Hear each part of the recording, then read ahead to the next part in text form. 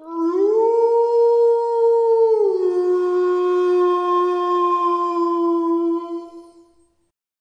Friends, ఇంకొక కొత్త horror స్టోరీతో మీ ముందుకు వచ్చేసాను. ఈ స్టోరీ చాలా ఇంట్రెస్టింగ్గా ఉంటుంది. సో వీడియో మొత్తం చూసి మీకు నచ్చితే వీడియోని లైక్ చేసి మా ఛానల్ని సబ్స్క్రైబ్ చేసుకొని పక్కనున్న బెల్ సింబల్ యాక్టివేట్ చేసుకోండి. ఇక లేట్ చేయకుండా స్టోరీలోకి వెళ్ళిపోదాం. సుమతి వళవు అనే ఒక అమ్మాయి కథ ఇది. ఆల్మోస్ట్ ఒక సినిమా స్టోరీలా ఉంటుంది. కేరళలో ఉన్న ఒక ఎస్ ఆకారంలో ఉండే రోడ్డు దగ్గర ఎందుకు తను ఉంటుందని కేరళ అంతా కథలుగా చెప్పుకుంటూ ఉంటారు. ఎవరి కోసమో వెయిట్ చేస్తూ ఉంది. ఎవరతను? అసలు ఎవరు ఈ సుమతి? తన లైఫ్ స్టోరీ ఏంటి?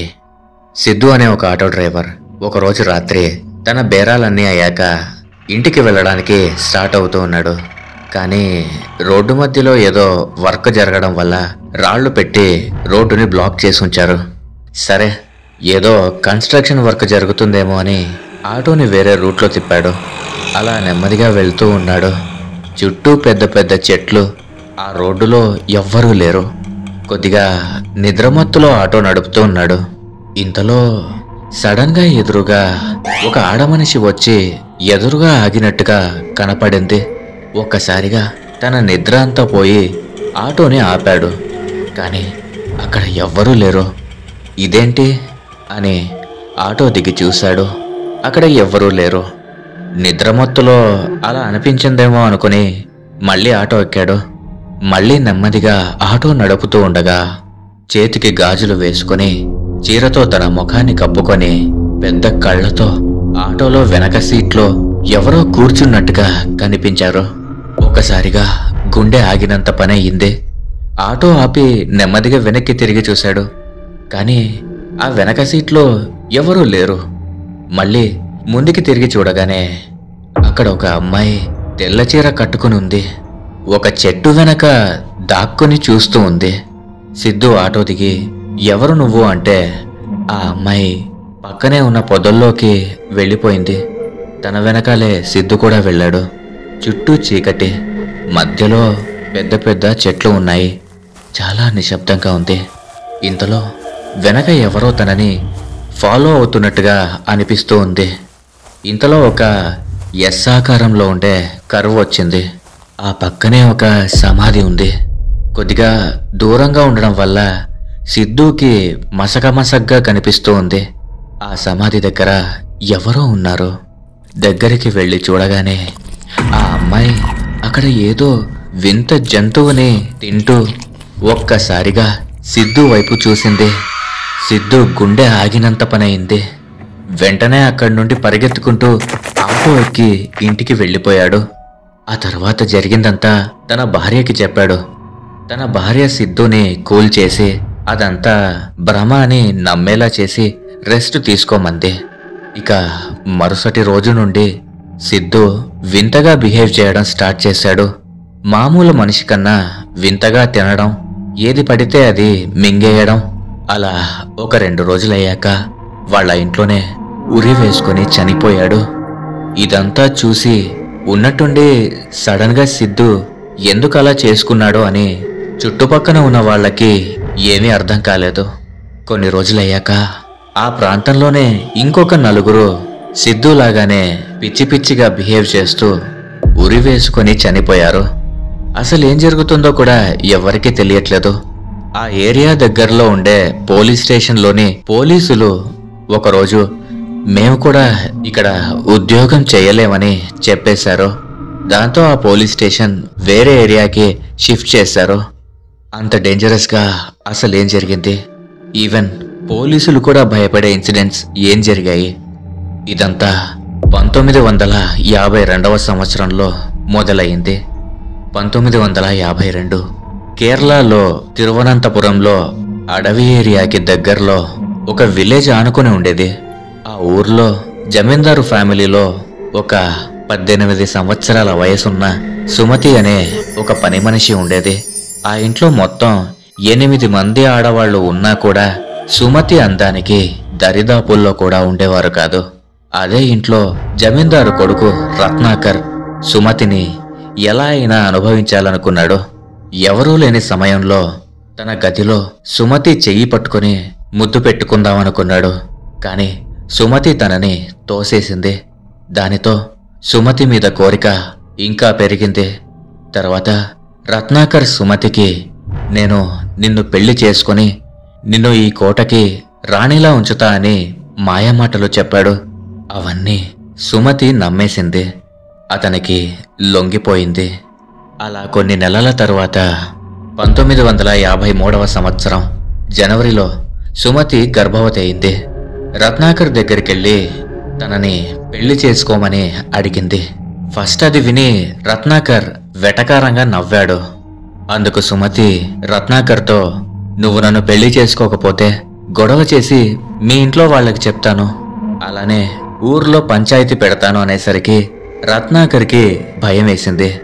అందుకు రత్నాకర్, సరే నిన్ను పెళ్లి చేసుకుంటాను, గుడిలో పెళ్లి చేసుకుని తమిళనాడు బార్డర్లో ఉన్న ఇంకో ఇంట్లో ఉంచుతాను, ఇద్దరం అక్కడికే వెళ్ళి బ్రతుక్కుందాం, ఇక్కడ ఉంటే ఎప్పుడైనా రిస్కే అని అన్నాడు. ఆ మాటలు కూడా సుమతి నమ్మేసింది. జనవరి 27, 1953 సాయంత్రం 7 గంటలకి సుమతిని రత్నాకర్ కారులో తీసుకెళ్లాడు. ఆ సమయంలో ఇంట్లో ఎవ్వరూ లేరు.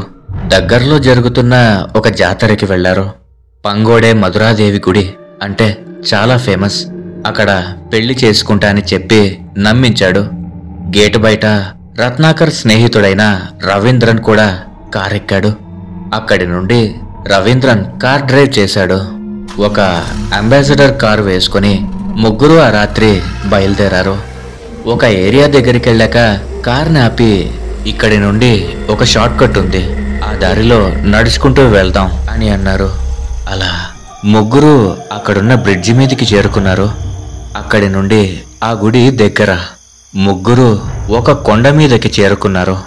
కొండ మీద నుండి చూస్తే ఆ గుడి వెలిగిపోతూ ఉంది. అక్కడి నుండి దారి కనిపిస్తున్నా కూడా కింద నుండి వేరే చీకటి దారిలో నుండి సుమతిని తీసుకెళ్తున్నారు. ఇది గమనించిన సుమతి అనుమానపడి గట్టిగా అరవడం మొదలుపెట్టి పరిగెత్తడం స్టార్ట్ చేసింది. తనని రత్నాకర్, రవీంద్రన్ ఇద్దరూ వెంబడించి చెట్టు కొమ్మలతో అతి దారుణంగా కొట్టి మెడకి ఉరివేసి చంపేశారు. ఇంకా ప్రాణాలతో ఉంటే కష్టమని తనని ఆ కొండపై నుండి కిందకి పడేశారు. మళ్ళీ కిందికెళ్ళి సుమతిని గొంతు కోసి గొయ్యి తీసి పాతిపెట్టారు. తర్వాత రత్నాకర్ అలానే రవీంద్రన్ రోడ్డు పక్కన ఆపి ఉన్న వాళ్ళ కారుని తీసుకొని అక్కడి నుండి వెళ్ళిపోయారు. సుమతి చనిపోయిన సమయానికి తను గర్భవతి. మరుసటి రోజు నిద్రపోతూ ఉన్న సుమతి వాళ్ళ అమ్మకి సుమతి కలలోకి వచ్చి తనకి జరిగిందంతా చెప్పిందట. అదంతా కలనా లేదా నిజమో అని తెలుసుకోవడానికి సుమతి వాళ్ళ అమ్మ వెంటనే జమీందారు ఇంటికి వెళ్ళి తన కూతురి జీతం డబ్బులు కావాలనే నెపంతో ఇంటి లోపలికి వెళ్ళింది. కాని ఆ రోజు జమీందారు ఇంట్లో సుమతి కనబడలేదు. అడిగితే ఎవరూ సరిగ్గా రెస్పాండ్ అవ్వట్లేదు. తను ఎక్కడికో వెళ్ళుంటుంది, మాకేం తెలుసు అని అక్కడ ఉన్నవాళ్ళు చెప్తున్నారు. మీ ఇంటికే వచ్చి ఉంటుంది అని గేటు బయటికి కూలీ మనీ ఇచ్చి తనని తరిమేశారు. ఇక చేసేదేమీ లేక తను దగ్గరలోని పోలీస్ స్టేషన్కి వెళ్ళి జరిగిందంతా చెప్పింది. అక్కడే డ్యూటీలో ఉన్న ఒక ఎస్ఐ మఫ్టీలో వచ్చి అక్కడ చుట్టుపక్కల మొత్తం డీటెయిల్స్ తీసుకున్నాడు. సుమతిని చంపేసిన రోజు ఆ రోడ్డు వైపుగా పిట్టల వేటకి ఒక అతను అటువైపుగా వెళ్ళాడు. అతను ఆ రోజు జమీందారి కారు అక్కడ ఉండడం చూశాను అని చెప్పాడు. వెంటనే ఆ పోలీసు వెళ్ళి జమీందారు ఫ్యామిలీని ఇంటరాగేట్ చేశాడు. వాళ్ళు పొలిటికల్ ఇన్ఫ్లుయెన్స్ యూజ్ చేసినా ఆ పోలీస్ తగ్గలేదు. అసలు జమీందారు ఇంట్లో కారు నడపడం వచ్చింది రత్నాకర్కి మాత్రమే అని తనని తీసుకెళ్లి గట్టిగా ఇంట్రాగేట్ చేస్తే జరిగిందంతా చెప్పాడు. శవాన్ని పూడ్చిన చోట తన ఉంగరం కూడా దొరికింది. ఇక ఎవిడెన్స్ అంత స్ట్రాంగ్గా ఉండడంతో రత్నాకర్ అలానే రవీంద్రన్కి 15 సంవత్సరాల జైలు శిక్ష వేశారు. అప్పటి నుండి ఆ రోడ్డు వైపుగా వెళ్లిన వాళ్ళకి తెల్ల చీర కట్టుకుని సుమతి కనిపిస్తూ ఉంటుంది అని చెప్తూ ఉంటారు. 15 సంవత్సరాల తర్వాత జైలు నుండి శిక్ష అనుభవించి రత్నాకర్ ఇంకా రవీంద్రన్ ఇద్దరూ బయటికొచ్చారు. రత్నాకర్ తన ఫ్యామిలీ చెన్నైలో ఉందని తను చెన్నైకి వెళ్ళిపోయాడు. కానీ రవీంద్రన్ మాత్రం అక్కడే ఉన్నాడు. ఒకరోజు తన కుటుంబంతో టైం స్పెండ్ చేసి అదే సుమతి వళవు రోడ్డు నుండి నడుచుకుంటూ ఇంటికి వెళ్ళాడు. కానీ మరుసటి రోజునే ఉరి వేసుకుని చనిపోయాడు. అందుకే ఇది కేరళలో one of the most haunted place. Okay friends, ఈ స్టోరీ కనుక మీకు నచ్చినట్లయితే ఖచ్చితంగా ఈ వీడియోని ఒక లైక్ చేసి మీ అభిప్రాయాలను కామెంట్ చేసి మీ స్నేహితులు మరియు బంధువులతో షేర్ చేసుకోండి. అలాగే మా ఛానల్ని సబ్స్క్రైబ్ చేసుకొని పక్కనున్న బెల్ సింబల్ని యాక్టివేట్ చేసుకోండి. Thanks for watching.